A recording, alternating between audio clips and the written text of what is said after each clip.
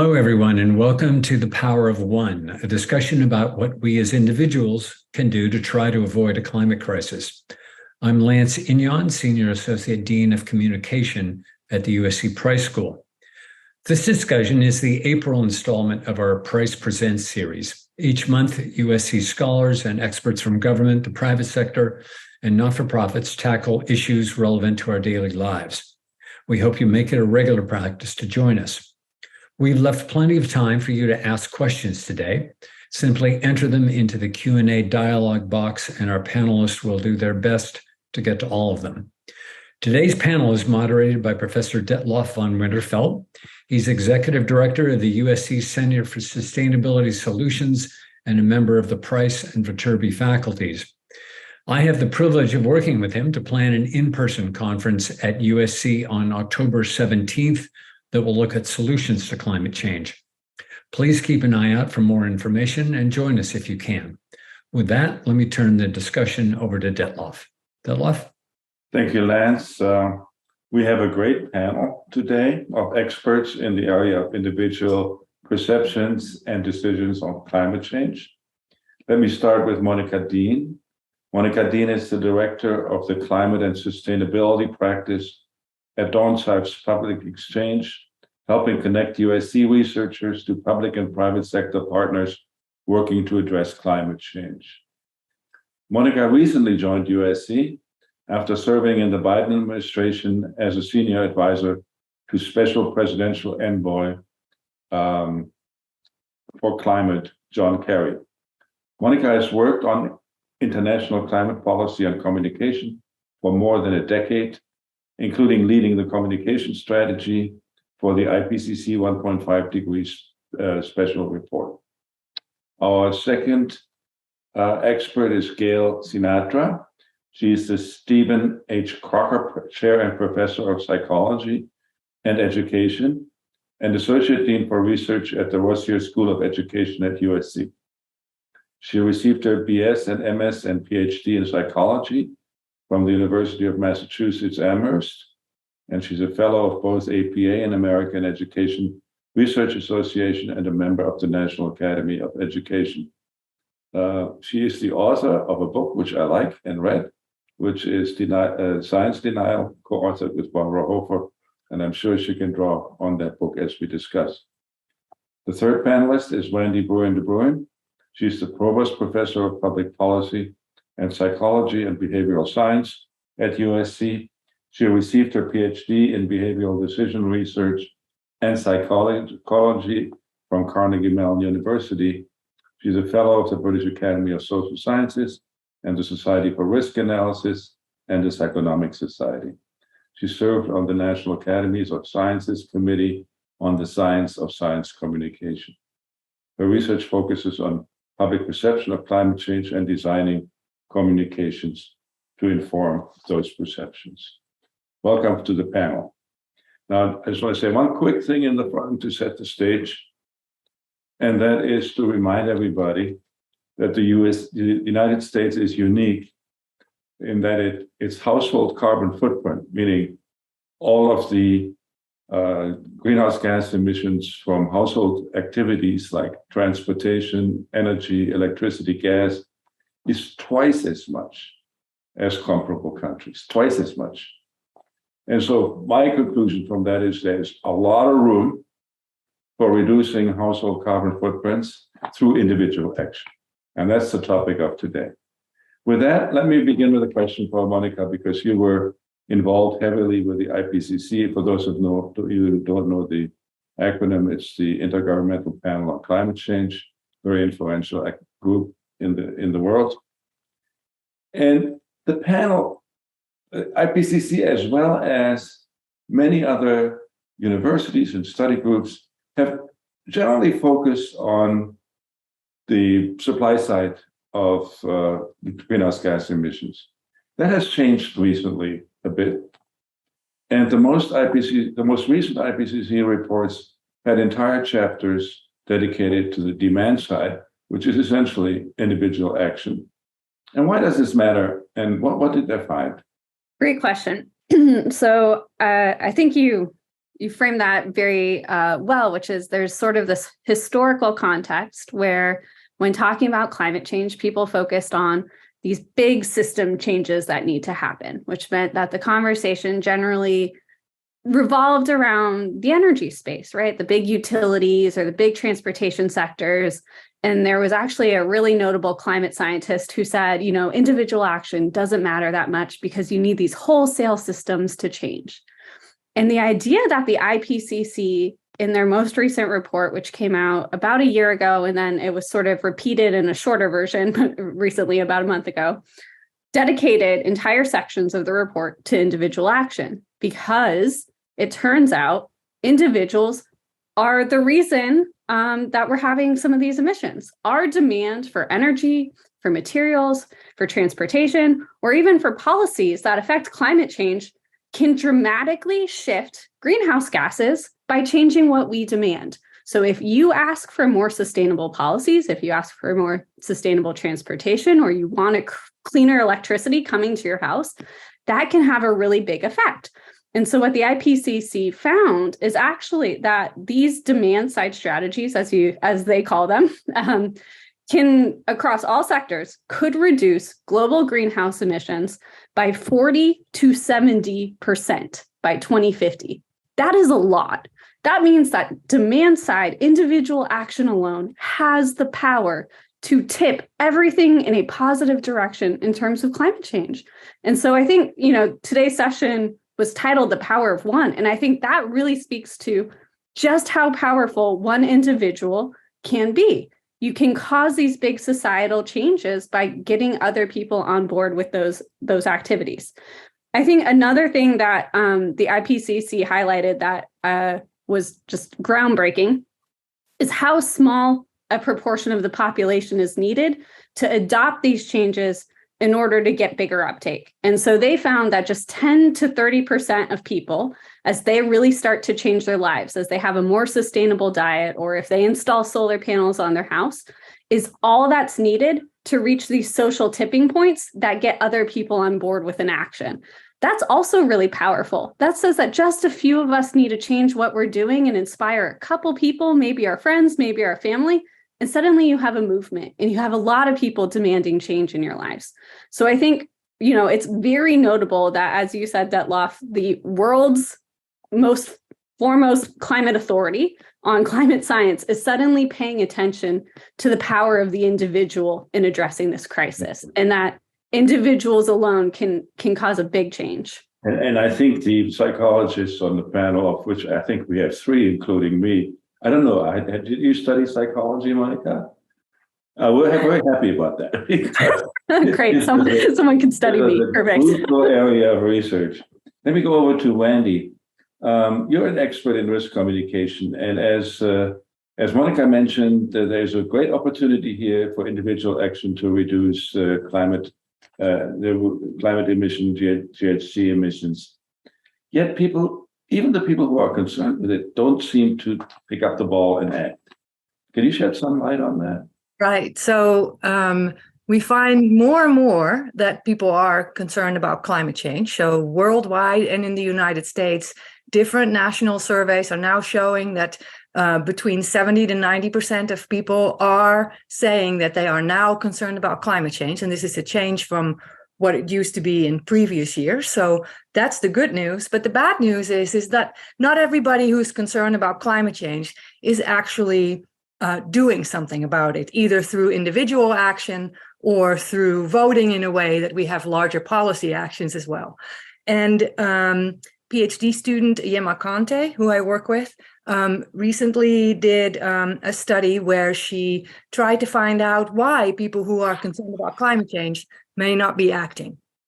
And two insights from her project are that one of the reasons that people who are concerned about climate change are not necessarily doing something is that they feel like their action won't make a difference.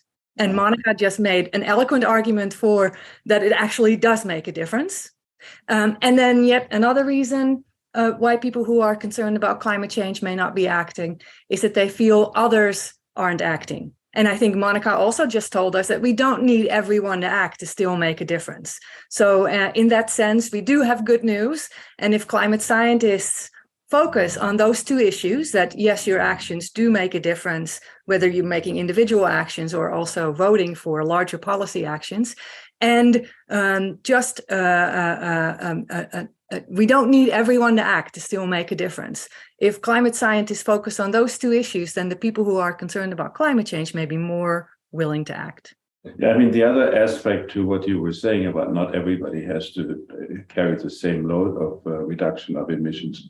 It's the rich people who have the highest emissions, right? And they can afford to do something about it.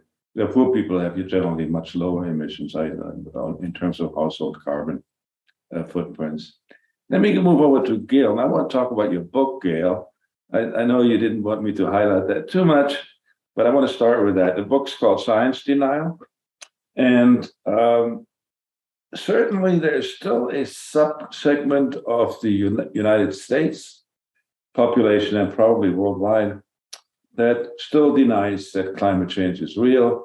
And if they even accept climate change, they don't think it's done by virtue of emissions from human activities.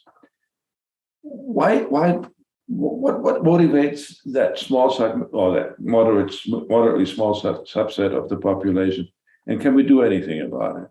Well, the second half of the title of my book is What Can We Do About It? So I do believe that we can impact people who doubt or resist or actually deny. And I think that's fortunately the smaller category, climate change. I think there's a lot of shifting, as Wandi was just saying, in regards to public opinion. And I think more and more people are questioning or skeptical or doubting more than denying. So I think there's some shift there, and that's good news. But you asked what you can do about that. And there are a lot of actions that you can take. And we talk about those in our book. People need to be better informed, of course.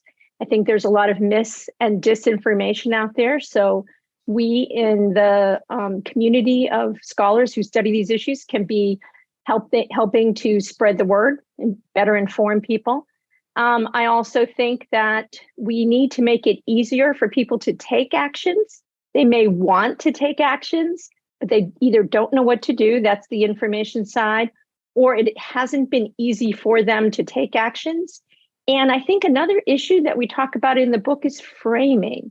So, for example, I think a lot of climate communication is gloom and doom and telling everybody that everything is going to be awful and we're all going to be living in a yurt with no electricity. And that's not a great way to get people to join a movement and take the kind of individual actions that Monica was saying makes such a big difference. And so I think we can reframe some of our conversation away from this fear-mongering gloom and doom that obviously, as a psychologist, I'll tell people is not the best way to get people to join your movement, and instead talk about the benefits of eating less meat. You will be healthier and maybe, have a bit more fitness in your life. And if you can afford to drive an electric vehicle, you don't have to suffer from the emissions and also pay for gas as gas prices go up and up. So there's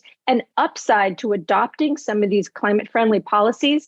And I think that's part of the resistance, Detloff, is it's always framed in a negative context. And there's so many positive things that we can do to take actions that actually improve our own individual lives, as well as make a difference for climate change.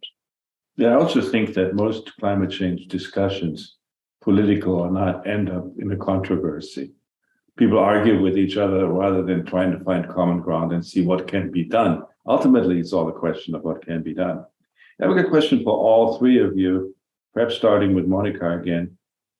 So you said individuals and households can make a great contribution, or the IPCC says this as well. But what specifically can one do as an individual?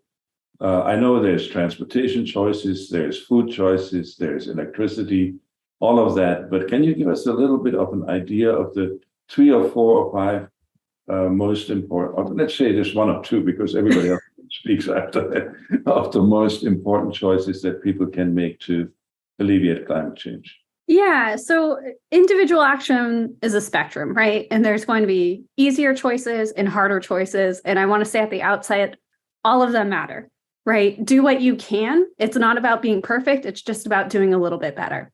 And so what the IPCC did is they looked at 60 different individual actions and they ranked them. And they said, here's are the ones that have the biggest impact purely from a greenhouse gas perspective. There might be in your life different reasons you want to choose an individual action, and it might not be the most impactful from a greenhouse gas, but it's the most impactful to you as a person. That still matters, and that's still worth your time and your energy. So I'm going to talk about it purely from the greenhouse gas perspective from what the IPCC said. And number one, hands down, is transportation and how we get around. And the IPCC provided a really helpful framework in terms of how to think about this. And they talk about it from a avoid, shift, and improve perspective. So from the avoid category, can you avoid that trip? Can you work from home that day instead of driving your car? Do you really need to take that plane flight, right? From a shift perspective, it's can you take a different mode of transportation that might be better for the planet? So instead of driving your personal vehicle, can you ride your bike? Can you take public transit? Can you walk? And then improve. If you still have to take that trip, what is the most environmentally friendly way? Can you do it? So instead of driving your gas guzzling vehicle, can you take an electric vehicle, right? So that's a really helpful framework in thinking through your individual choices. It's not always going to be perfect, but there's a spectrum by which you can approach it. So number one is transportation. Transportation is now the largest source of emissions within the United States. And a lot of it is from our personal vehicles. And even more than that, a lot of it's from the rise of SUVs in the United States. These are big cars and they are not efficient. And it's purely from a social and normative perspective, honestly, that we've adopted all of these SUVs. The more efficient option is really to either have a smaller compact car, even if it's an electric vehicle. So as you're thinking about maybe getting an electric vehicle in your life, look at the compact car options and see if those might make sense. After that, after sort of those mobility options and whether or not you're mode shifting, whether or not you're taking less, airplane rides, whether or not you're taking a train more or a bike, after transportation, then it's diet. And the IPCC is very clear here. They're not asking every single person to go vegan, to give up their hamburgers, to eat, right?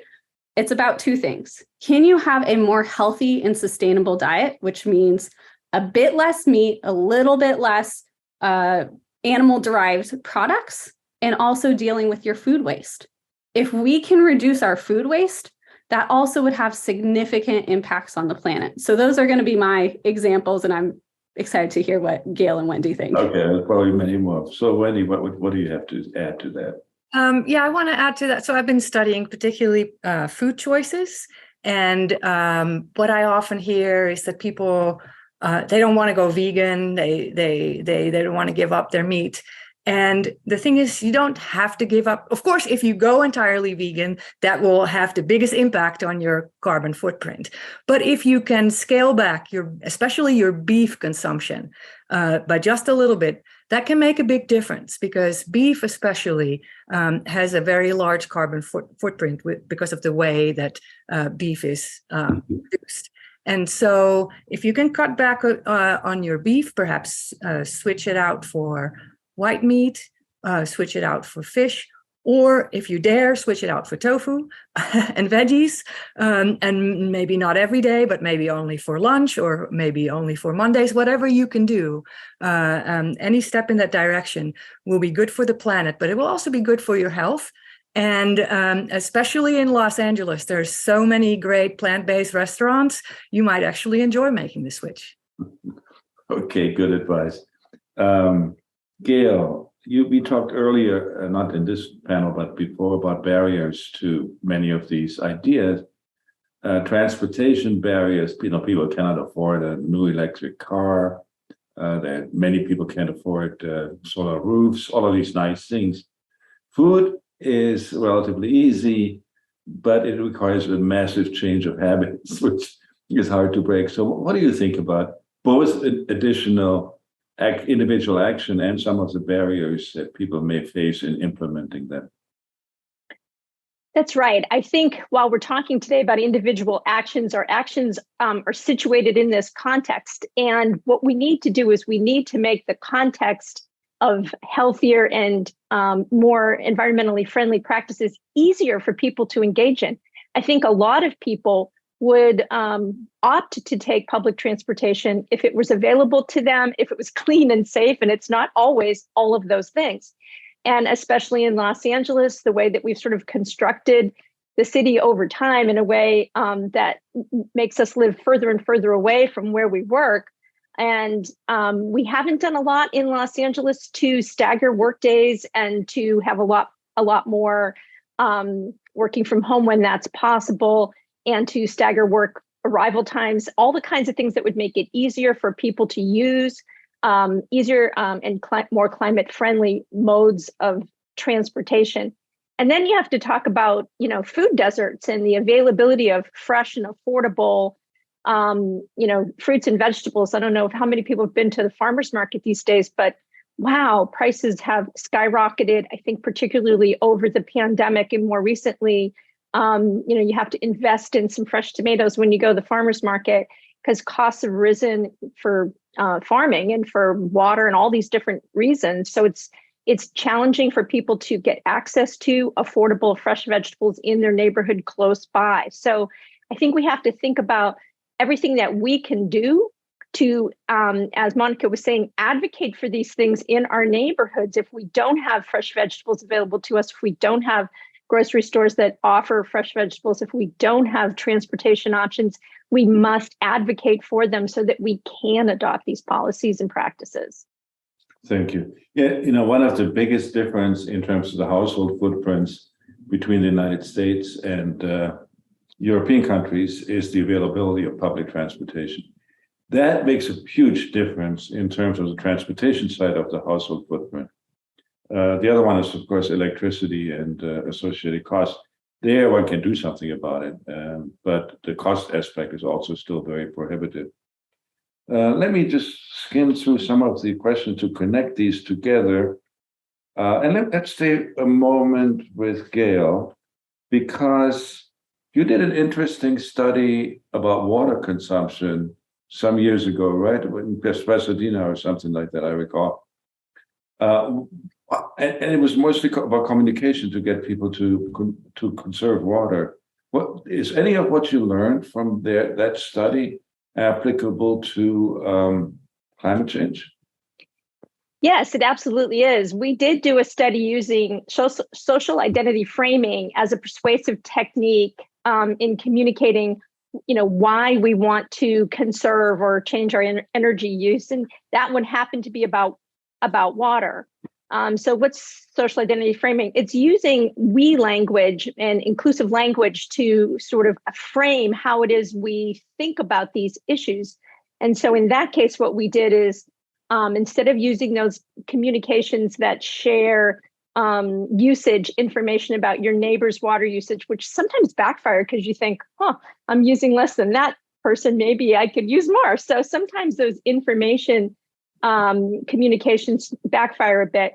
Instead of doing that, we actually used we language. And so we said, we Pasadenans, we care about water conservation. And I think you can see this happening too at USC when we have zero waste football games. We can use more inclusive language, like we Trojans, we care about plastic use or recycling or any of these issues. When you use that inclusive language, what you're doing is kind of framing that this is the new norm. And I think this is, Monica was sort of hinting at this. If people start to see that this is the new norm, this is how we behave, this is how, and everyone is doing it, at least in your perception, then everyone will start doing it and it will become more of a norm. So we recommend using that kind of inclusive language, using the we language. Thank you.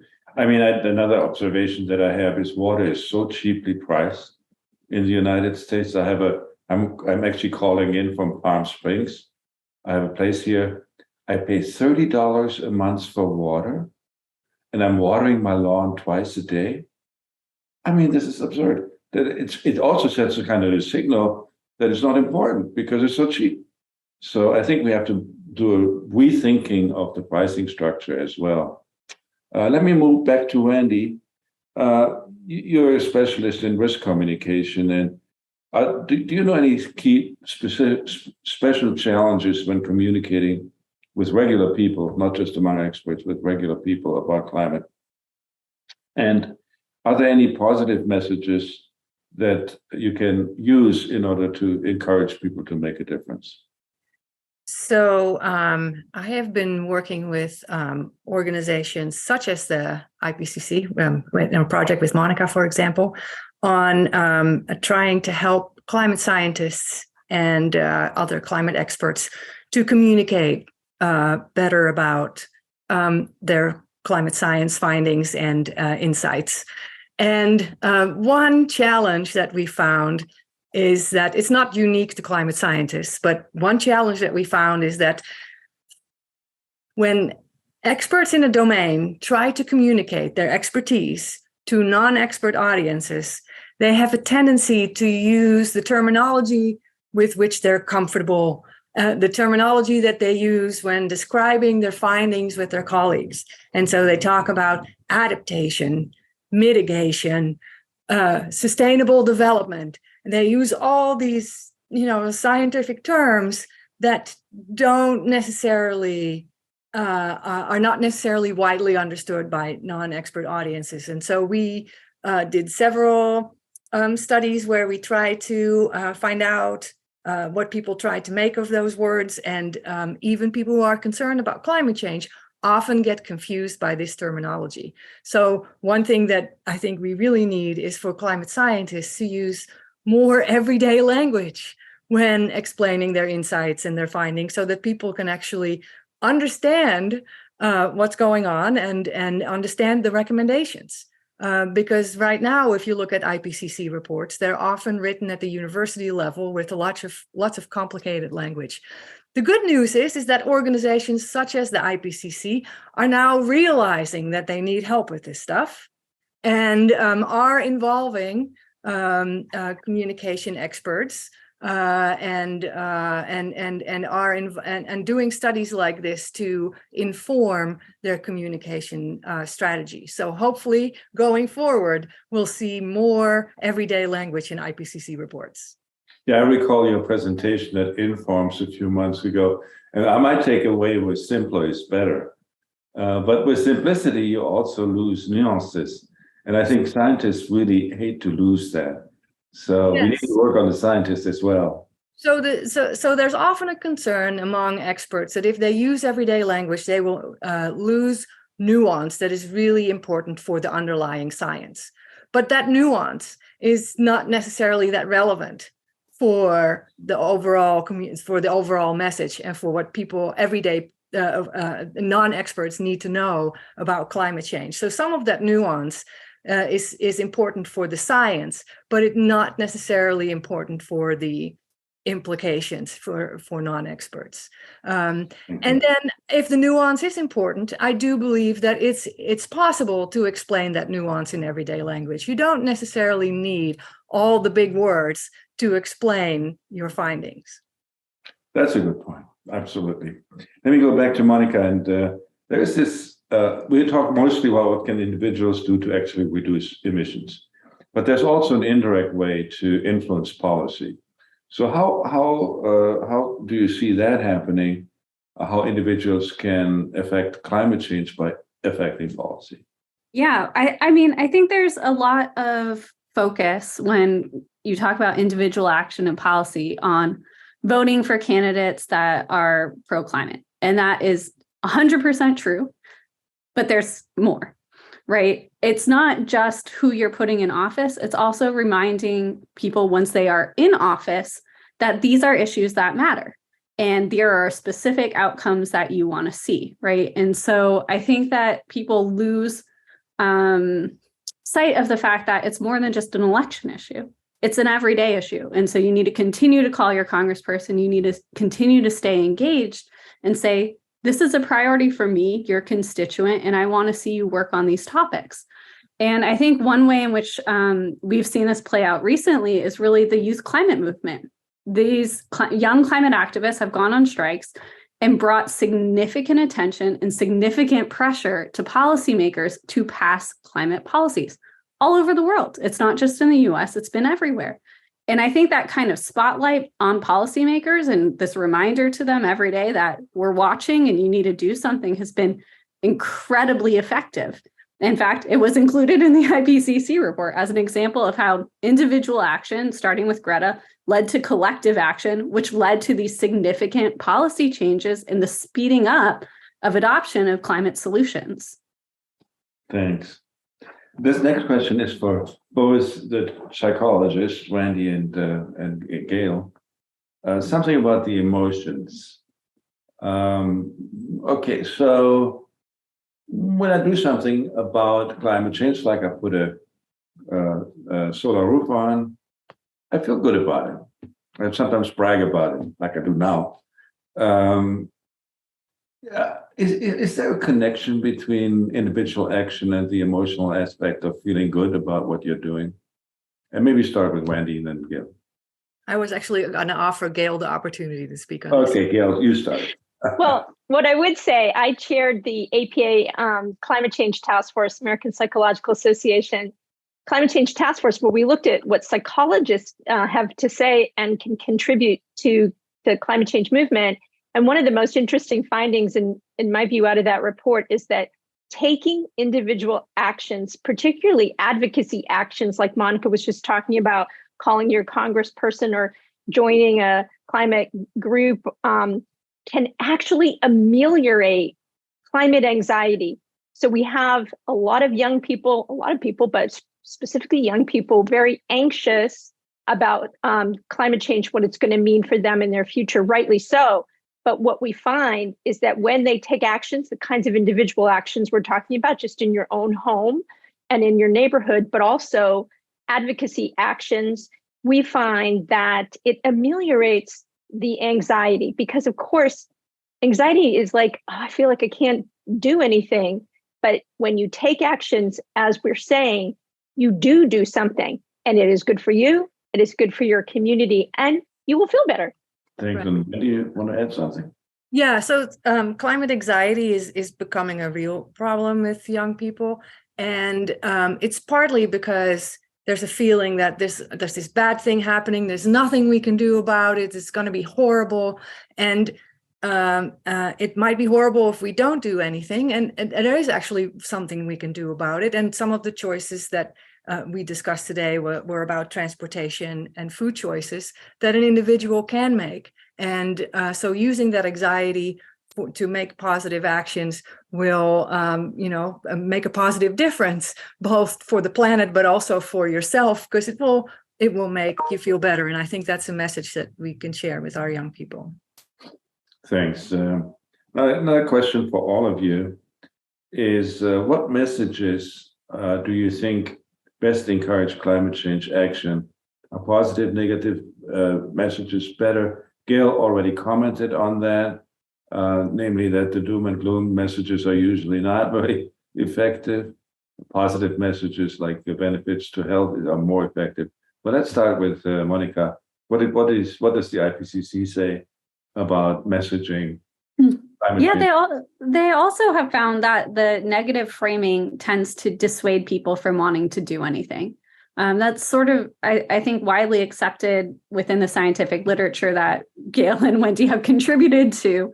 I think the counter to that is really the challenge that the media and the news system tends to glob on to the negative framing, right? And so we continue to face this uphill challenge of transitioning the narrative to positive when there's a new study every week talking about, how much faster sea level rise is happening in Southeast US, right?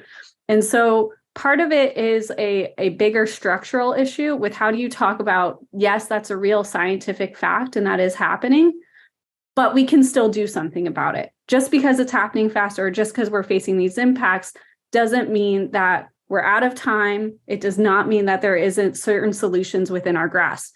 And so there's a lot of education to do with journalists, especially, and they have a lot of power here in helping people see that there still are response options that are completely within our reach, that we know how to do now. So that's where I would make the change. Gale, you want to add something to that? Yeah, I definitely would discourage the gloom and doom narrative. And I see a lot of, people who are very pro climate action adopting that doomerism frame because I've actually had people argue to me, well, you've got to light a fire under people. They have to know how bad it is. And like Monica said, we have to be honest about the actual scientific facts about what's going on, of course, but we can't always frame it in gloom and doom language because it does not promote action. It actually promotes inaction because you feel like it's hopeless, and it's not. And all the scientists are very clear that every action we take makes a difference. I'd also say one of the things that's challenging is I think people think they have to change everything about their lifestyle. What was the movie? Everything, Everywhere, All at Once.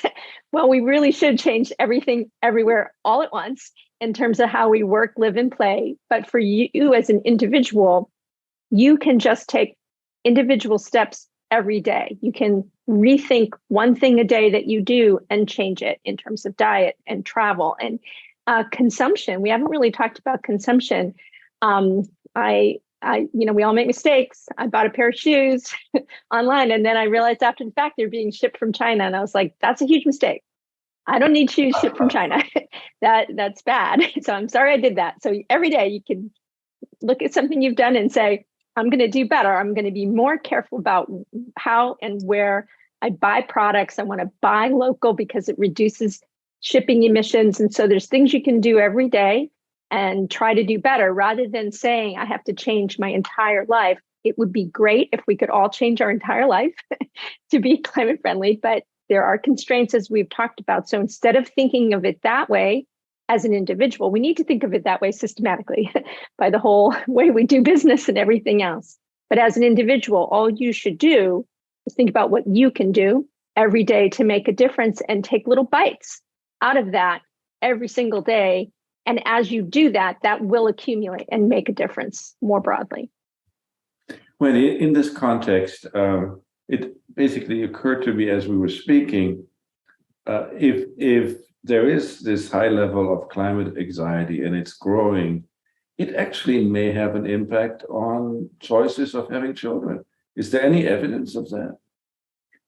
There is some evidence that young people are choosing not to have children because of concern about more people contributing more to the climate problem. Well, that certainly will have a longer term impact than maybe even climate change. Okay, well, another question again for all. I get with my electricity bill a social comparison of my neighbors and the best neighbors. I'm always amused by it. I'm never really the worst one. I'm never really the best one. It doesn't really tug me. So are these social comparisons useful? And is there more to do about it that make them better? Maybe Monica can start talking about that, but everybody can chime in. Yeah, I'm really curious what the psychologist will have to say about this one. But there have been a lot of studies about sort of the gamification of climate solutions. And the idea that plays to sort of our desire to compete with the Joneses, right? Our neighbor put it on a solar panel, and suddenly that led to 32 more people putting in solar panels. So there's this idea of keeping up. And again, going back to that social norms idea. So there have been a lot of studies, not just on your electricity usage, but also water consumption, comparing you with your neighbors and sort of getting into that human instinct to compete and say, well, I can do better. I can save more water than you, or I can, save more energy than you. How effective they are, it kind of depends on context. So this has been very effective in, especially in developed countries, and obviously less effective in some of the developing countries. So again, social norms play a big role in whether or not these kinds of solutions really lead to behavior change. Thank you. Wandi, do you have a comment on that? Yeah, so there have been extensive studies on how neighbor communications on electricity bills and water bills affect people's behavior, and they do affect people's behavior. So even if you perhaps feel like it doesn't, on average, it can reduce like electricity consumption by like 2%. If you show a neighbor comparison on the bill, and you may say 2%, that's not a lot, but for such a low cost intervention and for a nationwide reduction of 2%, that's still in the right direction. And a lot of, because it's such a large country, the United States, it can add up. One issue, though, with the neighbor comparisons is that if you, the good thing about the neighbor comparisons is if you see that your neighbors have been using less than you, then you might feel that you can do better. But if you see that your neighbors use more than you, then there's also evidence that the neighbor comparison makes you start using more, because you realize that your neighbors have been living it up and using all this electricity on their appliances. They're blasting their AC. They have the lights on everywhere in the house, whatever. And then people feel like maybe I can use a little bit more as well. And so to avoid that, it can help for the bills to give you other positive feedback about your low use. So, for example, say that give you a thumbs up or something like that. So to encourage you to keep up your low use, and it has been found that does make a difference. And and social norms just generally affect what we do, not just in electricity use, but in our everyday behavior. We look to people around us to inform our own behavior, not just because we're so easily influenced, although sometimes we are, but also we surround us by people we like, with people we like, people we respect. And so if they are changing their behavior, we might be more willing to change our behavior as well, because we trust the people around us.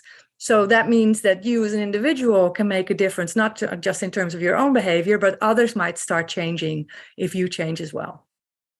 Gale? And making it visible. Yeah, back to that study we did on water. It did backfire a bit to show consumers that their neighbors were actually using more than them, and our inclusive language, we Pasadenans, we conserve water, was a little more effective than that knowledge deficit approach, they call it, to information communication about consumption. So what I would say is, instead of setting it up as a competitive, setting it up as a little bit more of a community-minded orientation to say, this is what our community does, this is what we do. I would recommend that rather than the information deficit approaches that may encourage more rather than less usage and high users. And it's important to point out, it is the high-end users, right?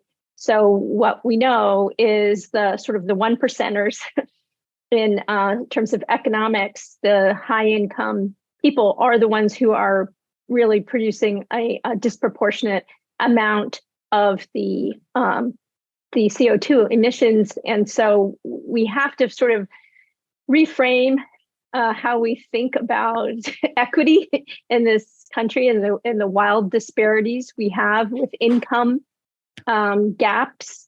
And, this is creating a huge, the culture of, private planes and mega yachts and McMansion homes is not a productive, sustainable direction for us.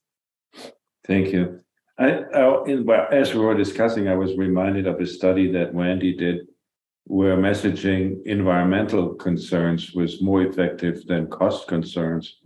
But what was curious is if you combined the two, it actually got worse than just environmental concerns. Can you describe that a little bit? That was a very interesting and curious kind of finding. So in other words, well, you talk about it. It has been replicated in several contexts, but basically this particular study was aiming to promote people to sign up to an energy savings program.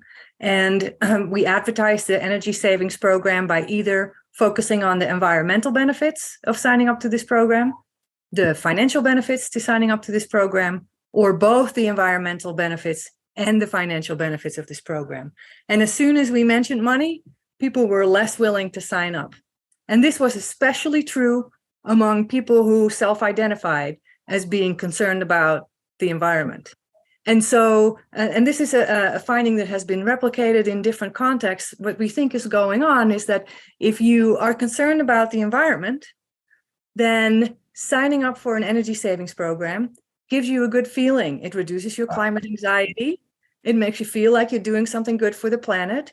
And as soon as you mention money, that you, of course, will also save when signing up for an energy savings program, then it no longer feels like you're doing it to be good for the planet. It feels like you're doing it for your own selfish financial gain. And also the financial gain with saving electricity is perhaps not that used because electricity is not that expensive. So we found that for promoting signing people up for energy saving programs, it's actually just better to focus on the environmental benefits of it. And then when we interview people, we found that they do realize there will be financial benefits. They just don't like it to be mentioned in the advertisement. Okay. That's a very interesting finding. We focused most of the discussion today on the United States. Of course, that's where our studies are and where the great contributions can be made with individual action. But Monica, and maybe everybody in the panel, do you see any big cultural differences in terms of what individuals are willing to do and what difference they would like to make and what actions they can take? Let's say between Europe even and the United States, but moreover between developed and developing countries. What does the IPCC find there, and what do you think about that? Yeah, there are huge differences regionally, based a lot on cultural factors and also infrastructure. And so, in Europe, as you mentioned earlier, public transit is much more common. It's actually one of the reasons we all enjoy going on vacation in Europe, because you don't need to rent a car to get around. And so the types of individual actions you have to take there to reduce your carbon footprint are much different than we have to take here. In developing countries, however, it's a much different story. A lot of developing countries still lack access to electricity. A lot of them don't rely on individual transit and even have difficulty getting access to public transit.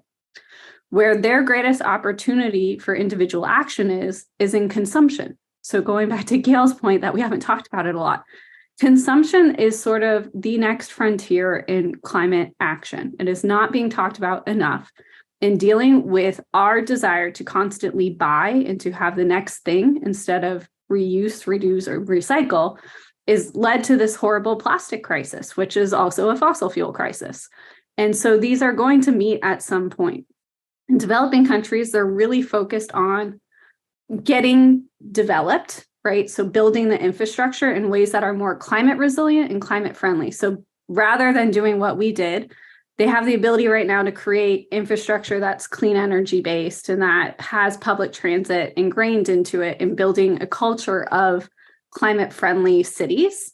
And so in an individual level, that means taking responsibility, telling their governments that they want those things. And again, sort of focusing on the things that are within their control. So these social norms of I will take the public transit, I will reuse the materials I have, and I will spend less on trying to consume all of these various items.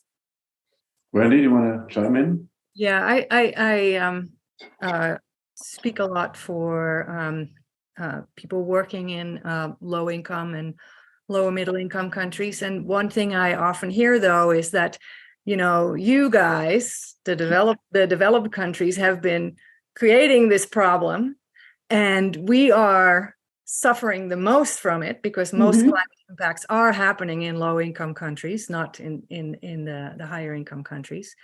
And now you're telling us that we can't develop further and have more of a carbon footprint when you are really the cause of the problem. So that is something to keep in mind, is that the biggest climate polluters are the high income countries, and that's us. Detloff, sorry to break in, but if you have a chance to get to some of the Q&As, there's some good questions in there. Oh, there are. I was looking for them. Please, I will I don't see where they are. Can you ask the questions? Sure. How much does the panel think the Inflation Reduction Act's climate provisions will help? What are the challenges to implementing the IRA effectively to help? That's a very much policy question, so maybe that goes to Monica. Yeah. Wow. The Inflation Reduction Act has already turbocharged climate action in the United States. It has led to over $400 billion of investment by private companies, not just by the United States, in clean energy development. It's led to millions of new clean jobs being created. And so I think there's not really a question of whether or not the Inflation Reduction Act will help. It already is. What it really did was pivot us, right? So the clean energy transition was always coming, and it was happening a lot faster in other countries. And what this did was say, hey, we're the US, we're behind. How do we get ahead? How do we become competitive in the global energy market? How do we become competitive with electric vehicles? And so it really set us in a new direction by putting the weight of the federal government behind this shift. So I think it's sort of really exciting news. It's the first major climate legislation to come out of the United States, and it's, long overdue. The interesting question here at the bottom from Katie Vega, who asks, how can renters advocate for property owners to transition appliances and heating to be fully electric? It's especially important in Los Angeles, where so many people rent. I think by consistently asking for it when looking for a new place, and when you're in a place, also request for these appliances to be implemented. And especially when appliances break down, it's a great opportunity to bring this up because when landlords are facing the decision to replace their appliances, that's when they're going to make the investment anyway. Might as well make the switch at that point. Gale, any thoughts on that? I would say there's probably some incentives in that you can take advantage of as someone who rents out a property. So if you're a renter, and you can ask about those incentives that maybe your apartment or home owner can get a discount in making those transitions. This is another big area for policy, and another reason why it's important to make those points, as both Wandi and Gale hinted, with your landlord themselves, but also to go talk to your city hall, talk to your counselors, talk to your local representatives about why the city and the state should incentivize landlords and perhaps offer tax and rebates to help them make this transition, right? It's a big expense if you're a landlord with a lot of units to transition all of the appliances. So how can the government incentivize this transition and help them do the right thing? Right. Lance, anything else? Let me just say, Ryan, you raised a great question about the technological hurdles of electric batteries for cars and the shortage of lithium. I'm not sure, though, that's within the scope of this discussion, unless anyone wants to take that. We have another question here, though. Is there any opportunity to promote sustainable agriculture and sustainable animal farming to reduce carbon footprints, especially in California? We touched on that a little bit earlier, but if anyone wants to elaborate, certainly we talk a lot about the carbon footprint from beef, but the raising of beef is so much more destructive than simply its carbon footprint, if anyone wants to delve into those tricky waters. Okay, Monica, do you have any thoughts? I know that almonds take a ton of water. We have a huge amount of almond farming in Northern California in particular, and that goes into products like almond milk. And I know everybody loves almond milk, but it's actually not great product for either the environment or for water conservation. So consider your almond milk choices and consider some alternative to that. That might be an individual change you can make. I also know that there's a real move towards aquaculture coming in Southern California. I think a number of researchers at USC collaborating with Altasea down in the Port of Los Angeles. They're really moving towards sustainable aquaculture. And that's a new area, I think, that can be revitalized. It can create jobs, and it can be a clean way to raise kelp and other products that are used a lot in different ways. Well, you have any thoughts on that? I might jump in here too. Yeah. So as Lance was hinting at, how we use land has a huge impact on global greenhouse gas emissions, just absolutely. Whether it's raising cattle or other farm animals, but also how you produce your vegetables, how you use water, and how you take care of the soil so that it can continue to store carbon. And I think there's an immense opportunity for individual action here, because again, it goes back to the power of your dollar and what you are spending your money on, and how that influences marketers and companies to build more sustainable products, right? And so if you intentionally go to the grocery store and you look for things with the various, I know there are a lot of them, so that's a barrier, with the various symbols denoting that an item was grown sustainably, not organic, sustainable. That means a lot. That tells the market, that tells that grocery store, our consumers want this product. And I think there are a few items in particular where this really matters, not only beef, but palm oil. Palm oil is just absolutely awful from an environmental perspective. It is destroying forests at rapid clips, and it is just completely unsustainable. And it's in absolutely everything. And so the more you can check the ingredients label and see whether or not if a product is marked sustainable or if it uses palm oil, those are two really easy individual actions that can have a very big impact when it comes to your food and your consumption patterns. Yeah, I guess there's a connection to risk communication or communication as well, Wendy. How do you communicate? I mean, I see these labels, I can't figure them out, so I don't pay much attention to them. So what do you think about that? How you would, what consulting would you give the shops that are selling groceries and agricultural products in order to? It would be really great if we could have a consistent set of labels. Since we're not there yet, I think checking the ingredients is the way to go. And so reducing your beef intake and your palm oil intake are two things to look at when reading the nutrition label. And perhaps changing those food choices might be easier than some of the other behavior change we have discussed, because there's so many food alternatives available.